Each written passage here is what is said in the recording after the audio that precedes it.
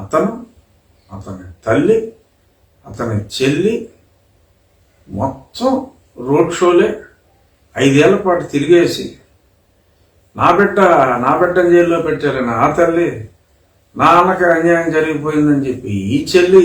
సరే వాళ్ళిద్దరి పరిస్థితి ఇప్పుడు వేరుగా ఉందనుకున్నది వేరే విషయం.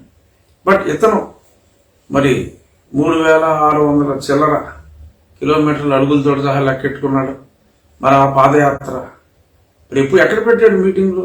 రోజు ఈ సందుల్లోనే కదా పెట్టుకున్నది. అంత జనం లేరు, 3000-4000 మేనేజ్ చేసి తెచ్చుకునేవాడు.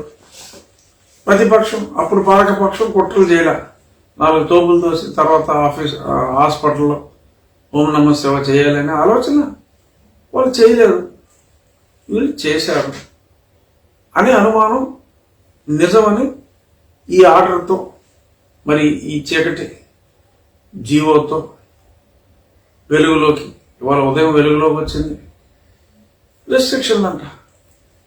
నిరసనలో రోడ్డు మీద చేయకపోతే గాల్లో చేస్తారా? ర్యాలీలు ఎక్కడ చేస్తారు? రోడ్డు మీద చేస్తారు. రోడ్డు మీద చేస్తారా దాన్ని ర్యాలీ అంటారు. Useless fellows.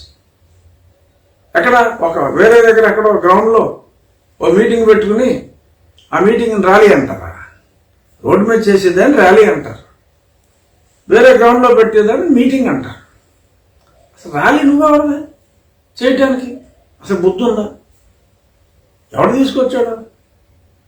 ఏ డిపార్ట్మెంట్ ఇచ్చింది ఆ జీవో? ఇచ్చిన వాడికి బుద్ధి ఉందా? అసలు రాజ్యాంగం అంటే ఏంటో తెలుసా? ఆర్టికల్ 19(1)(b) చదువుకోండి. ఎటువంటి ఆయుధాలు ఎటువంటివి లేకుండా ప్రజలు ప్రశాంతంగా వారి నిరసనని తెలియజేసుకోవచ్చు.